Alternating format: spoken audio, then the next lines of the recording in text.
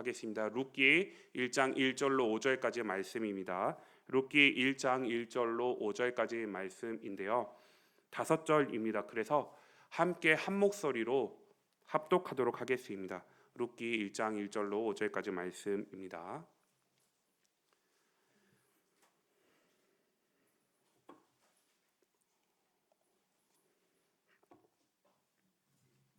함께 읽겠습니다. 사사들이 치리하던 때에 그 땅에 흉년이 드니라. 유다 베들레헴의 한 사람이 그의 아내와 두 아들을 데리고 모압 지방에 가서 거류하였는데 그 사람의 이름은 엘리멜렉이요 그의 아내의 이름은 나오미요 그의 두 아들의 이름은 말론과 기럯이니 유다 베들레헴 에브라 사람들이더라. 그들이 모압 지방에 들어가서 거기 살더니 나오미의 남편 엘리멜렉이 죽고 나오미와 그의 두 아들이 남았으며 그들은 모압 여자 중에서 그들의 아내를 맞이하였는데 하나의 이름은 오르바요 하나의 이름은 룻이더라. 그들이 거기에 거주한 지 10년쯤에 말론과 기럯 두 사람이 다 죽고 그 여인은 두 아들과 남편 뒤에 남았더라.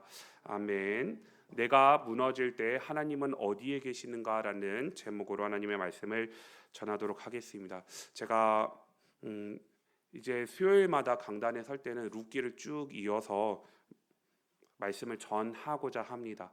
담임 목사님께서 누가복음을 2년 동안 이제 그 말씀을 전해 주셨고 사사기를 이제 한다 하셔서 그래서 하나님 그러면 저는 앞으로 수요일 날 강단에 서게 될 때 어떤 말씀을 드리고 설까요? 기도하던 중에 주셨던 말씀이 룻기였습니다. 그런데 신기하게도 오늘 1절에 보면 사사들이 치리하던 때에 사사기하고 룻기하고 이렇게 같이 묶어서 가면 너무너무나 좋겠구나 라는 생각을 혼자 열심히 했습니다. 혼자 했어요. 그렇게 주중에 이제 룻기 말씀을 보면서 말씀을 준비하고 있다가 제 사무실에서 또 이제 감정이 복받쳐 올라와 가지고 혼자 울고 있어서요. 근데 훌쩍훌쩍 하다가 하필이면 그때 마침 목사님께서 사무실에 들어오시더라고요. 그래서 우는 모습을 보시고 성경 읽다가 은혜 받아가지고 우는구나 하셨는데 그리고 이제 뭐 그렇게 말씀하셨는데 사실 그게 아니고 나오미의 오늘 본문에서 나타나는 나오미의 그 지금 상황이 저의 상황과 너무나 비슷한 것 같아서 감정이입이 너무 많이 돼서 몰입이 많이 돼서 사실 계속 이제 전도사님들 앞에서 목사님 앞에서 눈물을 안 보이려고 최선을 다했지만 오늘 새벽에 자면서도 울면서 잤습니다. 일어나 보니까 막 얼굴이 촉촉해가지고 만져보니까 울고 있더라고요. 그럼 왜 이렇게 오늘 본문에 나타난 나오미의 이 모습이 저의 상황과 비슷하다라고 느꼈는지 오늘 말씀을 통해서 하나님께서 주시는 은혜를 같이 나누고자 합니다. 우리가 신앙생활을 하다 보면 이런 질문을 종종 하게 되는 것 같아요. 피할 수 없는 질문 하나를 만나게 되는 것 같습니다. 내가 무너질 때 하나님은 어디에 계시는가? 아무도 나의 삶이 무너지는 것을 원하는 사람은 없습니다. 정말 하나님을 믿고 열심히 기도하고 하나님 앞에서 성실하게 살아가면 하나님께서 복 주셔서 모든 것이 승승장구하고 모든 것이 잘 풀리기를 원하는 것이 인지상정 매 한 가지 모든 사람의 사실 마음입니다. 그런데 살아보니 죄송합니다. 전 별로 살진 않았지만 그래도 조금 살아보니 인생이 마음대로 되는 것이 하나도 없던데요. 정말 내 계획대로 흘러가는 것이 하나도 없던데요.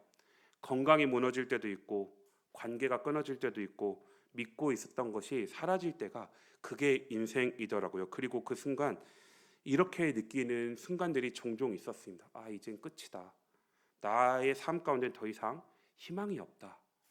나는 이런 삶이 지속된다면 살아서 무엇하지?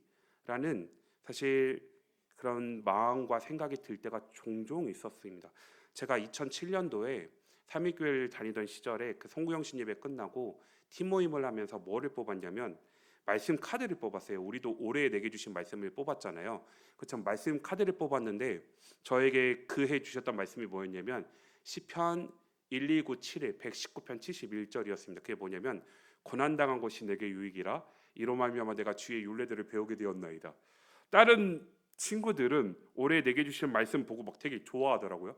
뭐 내가 너와 함께 하겠다, 복 주겠다, 내가 너를 들어쓰겠다, 막 좋은 말씀들 다 했는데 제가 뽑은 건 고난당한 곳이 내게 유익이래요.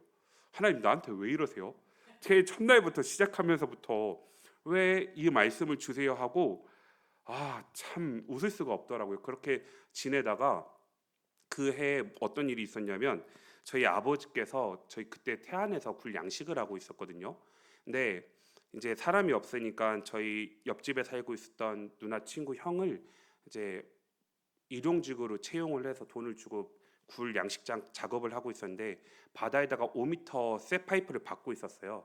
근데 이제 아빠가 힘에 붙이셔서 그걸 잡고 있다가 그 형이 해머로 뭐 있느니까 내려쳤는데 아빠의 오른손을 찍어버린 겁니다. 그래서 손가락이 다 으스러져 가지고 되게 끔찍하죠. 그래서 이제 철심을 박아야 돼서 수술을 했습니다. 11월 달에 그렇게 수술을 하고 입원해서 누워 있는데 12월 7일 날 태안에 기름 사고가 터진 거예요. 그때 아빠가 마을 이장이셨거든요. 입원해 계시다가 이제 손을 치료도 못 하고 그냥 이렇게 둘둘 손을 이렇게 싸고 손 겨울이었으니까 이렇게 품에 6개월 동안 품고 다니셨습니다. 그리고 그것만 해도 너무 충격이었는데 그해 저는 또 학교를 또 떨어졌죠. 그리고 조금 있다가 아빠가 위암에 걸리시고 이 고난이 연속으로 계속 설상가상 계속 오게 되니까 정말 하나님 여기는 더 이상 내려갈 데가 없습니다. 하나님 이게 내 인생의 끝인 것 같습니다. 하나님 더 이상 내려갈 데가 없습니다 라고 기도했을 때 하나님께서 신기한 일을 보여주시더라고요. 지하문을 오픈하시더라고요. 땅 거기가 끝이 아니고 지하 세계도 있어 더 깊은 절망 가운데 하나님께서 내려보내시는 경험을 했습니다. 그때 남긴 질문이 하나님 나의 삶이 이렇게 무너졌는데 하나님 도대체 어디서 무엇을 하고 계세요? 왜 우리 집은 하나님을 잘 섬기고 하나님 앞에 모든 걸 다 걸고 하나님 앞에서 살아가고자 발버둥 치는데 왜 우리 집은 이런 어려운 일들을 겪어야 됩니까? 하나님 도대체 어디서 무엇을 하고 계세요라는 질문들을 했던 시절이 있고 지금도 사실 그와 비슷한 시기를 보내고 있습니다. 그 모습이 오늘 본문에 나오미에게서 드러납니다. 1장 1절 말씀을 보시면 이렇게 시작합니다. 사사들이 치리하던 때에 그 땅에 흉년이 드니라 라고 말씀이 시작됩니다. 흉년, 기근이라는 단어이죠. 이 기근은 단순한 문제가 아닙니다. 오랜 시간 동안 기근이 들어서 사실 엘리멜렉의 가정이 삶이 송두리째 흔들렸습니다. 그리고 이 또한 이 기근 통해서 결국은 엘리멜렉은 떡집, 빵집이라고 불렸던 베들레헴, 정말 곡식이 많기로 유명한 그 땅에서 흉년이 들어서 생존을 위해서 움직일 수밖에 없었던 그 모습이 지금 벌어지고 있습니다. 엘리멜렉은 어쩔 수 없이 움직일 수밖에 없었습니다. 베들레헴이라고 떡집이라고 정말 곡식이 풍성하다라고 해서 이름 붙었던 그 지역에 기근이 들고 흉년이 들어서 생존을 위해서 움직일 수밖에 없었습니다. 그래서 가족들과 함께 모압으로 떠납니다. 살기 위해서 모압으로 떠납니다. 그런데 1절 말씀을 보시면 엘리멜렉은 그 땅 가운데 거주하려고 간 게 아닙니다. 1절 말씀 중간 부분을 보시면 마지막 절을 보시면 모압 지방에 가서 거류하였는데 라고 기록하고 있습니다. 즉 머물기 위해서 간 게 아니고요. 기근이 들어서 잠깐 피해서 갔던 겁니다. 이 기근 지나가면 모압 땅에서 다시 베들레헴 땅으로 우리 돌아와야지 라고 그냥 기근을 피해서 흉년을 피해서 잠깐 소나기 피해서 갔습니다. 그런데 성경은 뭐라고 얘기를 하냐면 2절 마지막 절에 보면 거기에서 살더니라고 이야기를 합니다. 소나기를 피해서 잠깐 흉년을 피해서 모압 지방에 갔다가요. 거기에 안전히 눌러 앉게 되었습니다. 거기에 살게 되었습니다. 잠깐이라고 생각하고 움직였던 그 선택이 엘리멜렉 가정의 삶이 되어 버렸습니다. 그러면서 3절 말씀을 보면 나오미의 남편 엘리멜렉이 죽었다라고 기록하고 있습니다. 큰일 났네요. 흉년이 들어서 지방 가운데 어려움이 생겨서 살아보겠다고 모압 지방으로 잠깐 이사 왔는데 거기 살다 보니까 남편이 죽었어요. 어떻게 먹고 살죠? 어떻게 먹고 살죠? 나는 어떻게 살아야 되죠? 고민하고 있을 때 보니까 그래도 감사한 것은 뒤에 3절 하반절 말씀을 보시면 나오미와 그의 두 아들이 남았으며라고 말씀하고 있죠.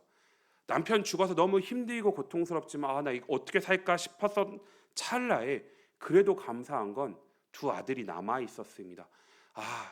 이 아들 빨리 장가 보내서 가정을 꾸리고 이 아들 밑에서 내가 살아야겠구나. 나오미는 그렇게 생각했을 겁니다. 그래서 4절과 같이 반응을 하죠. 함께 읽어보겠습니다. 그들은 모압 여자 중에서 그들의 아내를 맞이하였는데 하나의 이름은 오르바요 하나의 이름은 루시더라. 그들이 거기에 거주한 지 10년쯤에 나오미는 아들들을 결혼을 시키기로 결심합니다. 그리고 자기가 살고 있었던 모압 지방의 여자들 오르바와 룻을 자기 각각 이제 말론과 기럯의 아내로 받아들여서 결혼을 시키고 10년쯤 안도하면서 살아갔을 겁니다. 남편의 이런 슬픔과 고통은 있지만 그래도 그것이 점점점 무뎌지고 두 아들을 의지해서 살아가고 있습니다. 그런데 5절 말씀을 볼까요? 함께 읽겠습니다.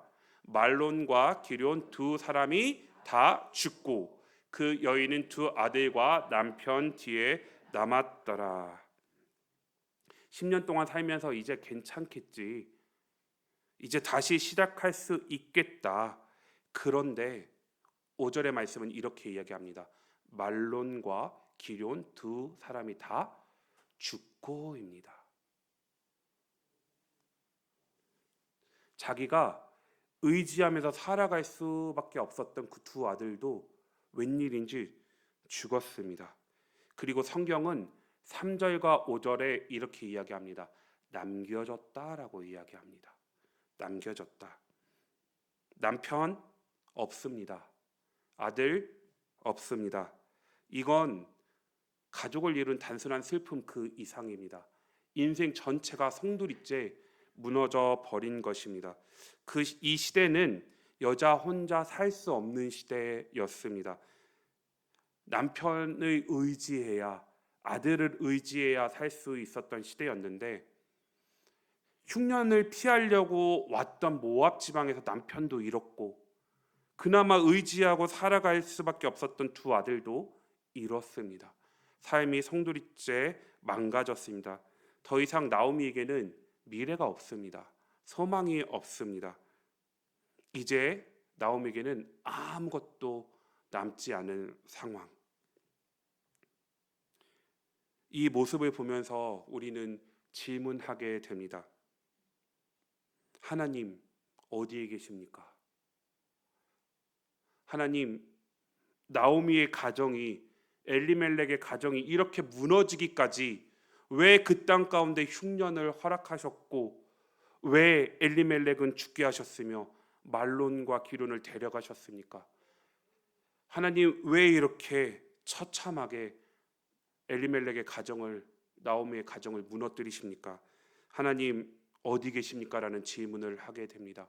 그런데 오늘 본문을 읽어봐도 하나님은 안 보입니다. 하나님은 말씀하시지 않습니다. 기근은 있는데 죽음은 있는데 상실의 슬픔은 가득한데 하나님은 없습니다. 왜 그럴까요? 왜 하나님은 한 사람의 가정이 풍비박산 났는데도 왜 아무 말씀도 안 하시고 왜 침묵하고 계실까요? 하나님은 왜 도대체 이러고 이렇게 가정 가운데 이런 어려움들을 허락하셨을까요? 왜 하나님은 또한 나오미의 가정처럼 우리가 무너질 때 하나님은 어디에 계시며 또 왜 침묵하고 계실까요? 그것을 오늘 본문은 보여주고 있습니다. 이에 대한 대답은 욥기를 보면 잘 알 수 있습니다. 욥기를 보면 1장, 2장을 읽어보시면 욥이 동방의 완전한 의인이다라고 소개를 하면서 욥기가 시작이 됩니다. 그런데 어느 날 사탄이 하나님의 아들들 사이에 와서 이제 하나님과 대화를 하는 장면이 그려지죠. 하나님께서 욥에게 복을 많이 주셔서 욥이 저렇게 하나님을 경배하는 거 아닙니까? 하나님, 내가 욥을 시험해도 되겠습니까? 했을 때 하나님께서 말씀하시죠. 그래, 너가 시험해. 대신에 욥의 목숨만은 건들지 말아라 하면서 사탄이 욥을 시험하기 시작합니다. 갑자기 재산을 다 잃게 되고, 바람 때문에 기둥이 무너지면서 10명의 자녀들을 잃게 되고, 자기는 피부병에 걸려서 기왓장으로 긁으면 견딜 수 없는 고통 가운데 올라서 잿더미에 올라 있는데, 자기와 함께 살고 있었던 아내조차 당신이 섬기던 그 하나님을 저주하고 죽어라 라고 이야기하면서 떠납니다. 그 소식을 들었던 친구들, 3명의 친구들이 찾아오죠. 신명기적 관점으로 너가 하나님 앞에 죄를 지었으니까 그 죄에 대한 결과로 네가 지금 벌 받는 거야. 그러니까 너 하나님 앞에 회개해야 돼. 야, 하나님이 이유 없이 너의 삶 가운데 이런 고난을 주시니, 고통을 주시니 아니야. 너가 하나님 앞에 죄를 저질렀기 때문에 너의 은밀한 것까지 살펴보시는 그 하나님께서 그 죄에 대한 결과로 너를 지금 이렇게 힘들게 하시는 거야 라는 지루한 공방들이 욥기 3장부터 37장까지 쭉 이어집니다. 그러면서 욥은 하나님께 질문을 하죠. 하나님, 도대체 왜 침묵하고 계시며 하나님 도대체 어디에 계십니까? 욥기 23장을 읽어보시면 내가 좌로 가도 내가 우로 가도 하나님을 도대체 만날 수가 없습니다. 하나님 도대체 어디 계십니까? 라는 그 깊은 질문 가운데 하나님께서는 욥기 38장부터 나타나십니다. 근데 욥이 하나님 어디에 계십니까? 왜 침묵하고 계십니까? 내 삶에 고난이 오는 이유가 무엇입니까? 라고 질문했을 때 하나님은 동문서답의 답을 주십니다. 욥의 질문 가운데 대답을 하시는 게 아니고요, 38장부터 41장까지를 보시면 하나님이 이상한 소리를 하십니다. 욥아, 너 대장부처럼 가만히 서서 내가 질문하는 거에 너 대답해봐. 너 내가 이 땅에 기초를 놓을 때 너 어디 있었니? 너 내가 이 땅을 창조할 때 너 어디 있었니? 라고 하시면서 하나님께서 베헤못과 리와 야단을 통해서 쭉 말씀하십니다. 그러면서 욥기의 대답은 그렇게 끝납니다. 하나님께서 욥이 고난당했던 이유에 대해서 설명해 주신 게 아니고, 그 상황 가운데 하나님은 욥의 질문에 대답을 하지 않으시고요, 오히려 그냥 자기 자신을 드러내 보여주셨습니다. 이게 욥기의 결론입니다. 의인이 당하는 고난에 대한 이유에 대해서 너는 이래서 고난을 당하는 거야, 고난에 대한 이유를 설명해 주신 게 아니고 그냥 하나님 자신을 욥에게 드러내 보여주셨습니다. 이게 무슨 의미일까요? 그리고 욥에게 이게 위로가 됐을까요? 그런데 41장 6절에서는 분명히 이야기합니다. 내가 귀로만 들었사오나 이제 눈으로 주를 배움나이다. 욥이 분명히 대답합니다. 왜 하나님은 고난 가운데 그 고난의 이유를 설명하시지 않고 자기 자신을 드러내 보여주셨을까요? 38장부터 41장까지의 내용은 한마디로 요약하면 이겁니다. 욥아, 나는 지금도 이 피조 세계를 다스리고 통치하는 여호와 하나님이야 라는 부분들을 이걸 통해서 욥의 그 고난의 이유 가운데 대답을 해주시는 거죠. 하나님은 고난 중에 있는 욥에게 고난의 이유를 설명하시지 않고 그냥 자기 자신을 드러내 보여주셨습니다. 이것이 성경이 말씀하고 있는 위로입니다. 진짜 위로는요, 우리 인생 가운데 고난이 찾아왔을 때 진짜 성경이 말하는 위로는 그 고난이 해결되는 것이 위로라고 이야기하기보다 나의 고난의 이 상황이 하나님 손 안에 있다라는 그 확신을 갖는 것이 진정한 위로이다라고 이야기를 하고 있는 겁니다. 조금 더 쉽게 말하자면 왜 이런 일이, 왜 이런 고난이, 왜 이런 고통이 나의 삶 가운데 일어났는지 생겼는지 알지 몰라도 분명한 한 가지는 이 상황을 우리 하나님께서 여전히 다스리시며 통치하고 계신다는 것, 그것을 아는 것이 진정한 위로이다 라고 말씀합니다. 고난의 문제는 왜 이 고난이 나에게 왔는지 원인을 알므로 그 원인에 대한 이해로 해결되는 것이 아니고 하나님의 만남으로 해결되는 것임을 욥기를 통해서 말씀해 주시고, 또한 욥기를 읽고 듣는 우리에게도 동일하게 말씀해 주시고 계십니다. 하나님은 문제를 해결해 주심으로 위로하시지 않습니다. 대신에 하나님은 여전히 다스리고 계심을 보여주심으로 우리를 위로하시는 분이십니다. 이 모습이 오늘 본문의 모습에도 그대로 드러납니다. 그리고 또한 이런 맥락과 비슷하게 동일하게 보여주신 분이 계십니다. 바로 예수님께서 이 부분을 보여주셨는데요. 마가복음 6장 34절 말씀을 함께 읽어볼까요? 네, 앞에 자막에 있습니다. 마가복음 6장 34절 말씀입니다. 함께 읽겠습니다. 예수께서 나오사 큰 무리를 보시고 그 목자 없는 양 같음으로 인하여 불쌍히 여기사 이에 여러 가지로 가르치시더라. 아멘. 예수님께서 제자들을 파송하셨습니다. 그리고 제자들은 예수님의 말씀을 따라서 마을로 돌아다니면서 귀신도 내쫓고 복음도 전합니다. 그리고 너무나 힘들고 지친 가운데 돌아왔어요. 그래서 예수님께서 그 모습을 보시고 너희가 한적한 곳에 가서 쉬어라 라고 말씀하시고 배를 타고 한적한 광야가 있는 곳으로 이동하려는 모습을 보고 또한 많은 사람들이 그 모습을 보고 막 열심히 달려가지고 예수님 배를 타고 가시는 곳까지 따라옵니다. 딱 그 따라오시고 딱 그 많은 사람들이 따라오고 예수님이 배에서 딱 내리시는 장면이 딱 34절의 장면이에요. 예수님께서 배에서 딱 내리시면서 고개를 딱 드셨을 때 무엇을 보셨냐? 큰 무리를 보셨습니다. 그런데 이 무리의 상태는 어떤 상태였냐면 목자 없는 양 같은 상태였다라고 성경은 이야기합니다. 사실 이 사람들은 예수님을 쫓아온 이유가요, 자기가 가지고 있었던 삶의 문제, 고난, 질병의 문제, 삶의 여러 가지 문제들 때문에 예수님 만나면 그 문제들을 해결받을 수 있다라는 생각 가운데 예수님을 쫓아왔던 무리였거든요.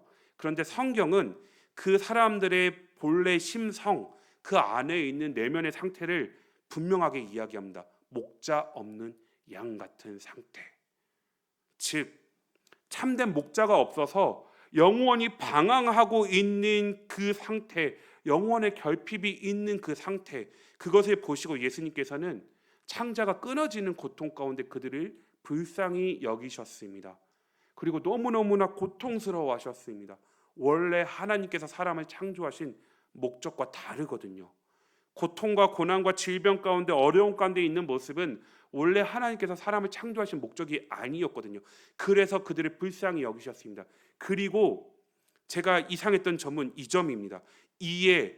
그래서 그 이유 때문에 여러 가지로 가르치시더라. 이해가 안 갔습니다. 왜 그랬냐면 이 큰 무리가 자신의 고난과 고통과 질병과 여러 가지 인생의 문제들 가운데 자신의 힘으로 해결할 수 없는 문제를 가지고 예수님께 찾아왔어요. 심지어 배를 타고 이동하신 그곳까지 다름질해서 쫓아왔단 말이에요. 예수님은 그 무리를 보고 불쌍히 여기셨으면 마땅히 나타나야 되는 반응이 무엇이었냐면 그들의 문제를 해결해 주셔야 되잖아요. 그게 순리 아닌가요? 그리고 뒤에 어떤 사건이 있냐면 오병이어의 사건이 나옵니다. 그 백성이 줄인 모습을 가지고 하늘을 우러러 축사하시고 물고기 2마리와 보리떡 5개를 떼어 주심으로 그들을 먹이세요. 그 인생의 배고픔의 문제를 해결해 주시는 건 그 다음입니다. 그 문제 전에 예수님께서는 어떻게 하셨다라고 기록하고 있냐면 이에 여러 가지로 가르치셨다라고 분명히 이야기하고 있습니다. 왜요? 왜 예수님은 인생의 그 배고픔의 문제를 여러 가지 문제를 해결해 주시기 전에 먼저 이에 가르치시더라라고 성경이 기록하고 있을까요? 여기에 중요한 포인트가 있기 때문입니다. 사람은 배고픔의 문제가 아니라 고난의 문제가 아니라 고통의 문제가 아니라 질병의 문제가 아니라 하나님 없이 살아가는 것이 더 큰 문제임을 알려주시고자 하셨던 의도가 있습니다. 너네들이 배고픔 때문에, 굶주림 때문에, 인생의 질병 때문에, 고통 때문에, 고난 때문에 지금 나에게 다름질해 왔지. 그런데 얘들아, 너네들에게 더 큰 문제가 있어. 그것이 무엇이냐면 너네들이 하나님 없이 살아가고 있는 그 삶이, 목자 없는 삶을 살아가고 있는 삶이 더 큰 문제야. 그래서 내가 너희들의 문제를 해결해 주기 전에 너희가 이것을 분명히 알아야 돼. 너희가 고통 중에 있어서 힘들고 슬프니, 고난 중에 있어서 힘들고 슬프니, 너무나 괴롭고 어렵니, 모든 것이 다 무너졌다고 생각이 드니? 그런데 그 순간 가운데 그 상황을 통치하고 계시는 여호와 하나님을 바라보지 못하는 것, 그 하나님의 임재를 알지 못하는 것, 그것이 더 큰 문제야라고 그것들을 보여주시고자 예수님께서 그들을 먹이시기 전에 하나님의 말씀을 충분히 가르치셨습니다. 이 모습이 오늘 본문의 모습과도 맥이 다 있습니다. 3절과 5절 본문으로 돌아와서 3절과 5절 말씀을 보시면 엘리멜렉이 죽었다라고 얘기하지 않고 그의 남편 엘리멜렉이라고 이야기합니다.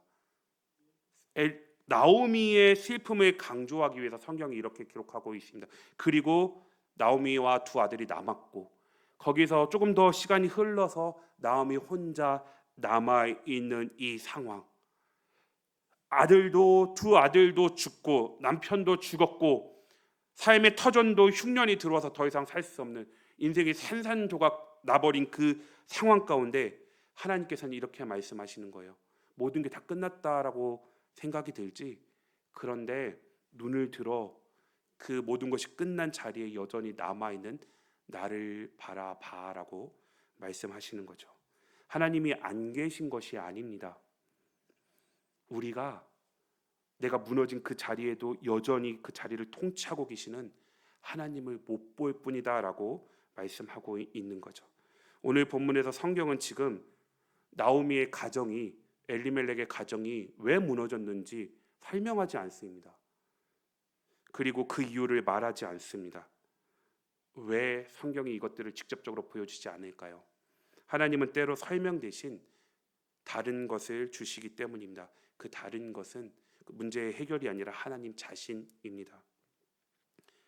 하나님은 우리의 삶을 흔드는 흉년, 고통, 고난, 그 기근을 통해 결국 우리의 삶 가운데 하나님만 남기십니다.